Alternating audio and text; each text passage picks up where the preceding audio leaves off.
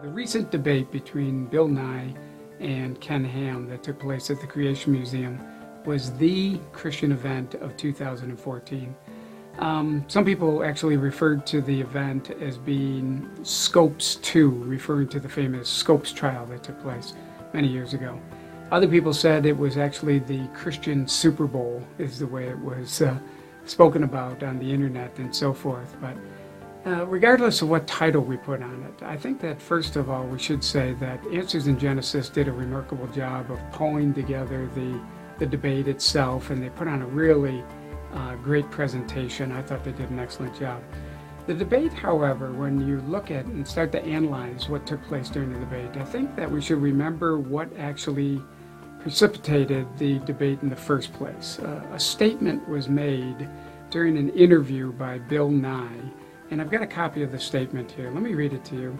He says this. He says, if you want to deny evolution and live in your own world, and a world that is completely inconsistent with everything that we observe in the universe, that's fine. But don't make your kids do it, because we need them. We need scientifically literate voters and taxpayers for the future. We need people we need engineers that can build stuff and solve problems. Now that statement made by Bill Nye, he ended up developing that statement basically then throughout the debate last night, different elements of it.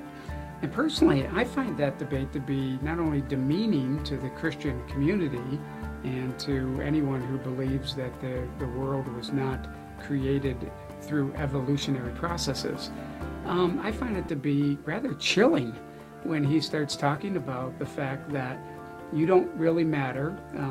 We have marginalized the Christian viewpoint, especially the creationist viewpoint. You can believe whatever you want to believe, but we need your children. And specifically, he's saying we need your children to vote, and I think implied in that is to vote for things that we want to see passed, and we need them to pay for what they vote for by contributing with taxes.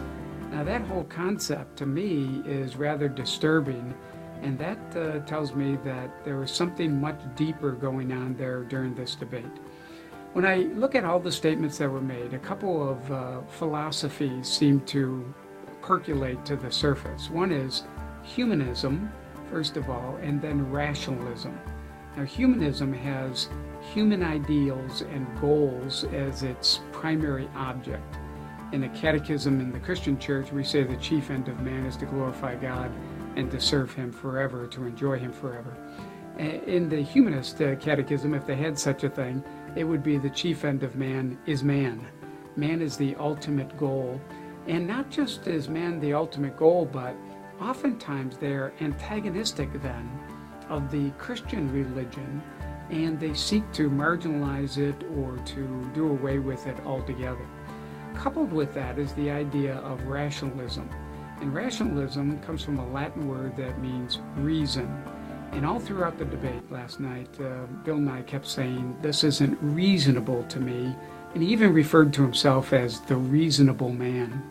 Well, the idea of reason there is that we can only believe in what we can see with our eyes, what we can do experiments on and observe and so forth. The only problem with those two views is that he is completely forgetting the fall of man. It relates to man's mind when you think about reason and the way that he thinks and the way that he knows things. But during the fall, man's mind, along with all the rest of his faculties, were ruined in the fall. So much so that now man cannot come to the right conclusion about major things. For instance, when he thinks about God, he doesn't come to the right conclusion about God. When he thinks about himself, he comes to the wrong conclusion about himself. And when he thinks about the world around him, the rest of creation, he comes to the wrong conclusion about those items as well. So man is unable in his fallen condition to actually come to a correct knowledge about these things. All during the debate, that is all he's considering is man within that realm with no supernatural influence whatsoever. Now, juxtaposed to that is not another reasonable man, but a redeemed man. Here's Ken Ham standing up there saying that I'm a sinner saved by grace, and I can't come to these conclusions on my own. I have a higher authority. I go to the supernatural revelation of God, the special revelation of God in His Word, and that becomes my authority. So I say in the debate last night that what we actually saw was not a debate between faith and science. We don't disagree with science in that way. We actually saw a debate between the reasonable man and a redeemed man. And in that debate, the Christian won.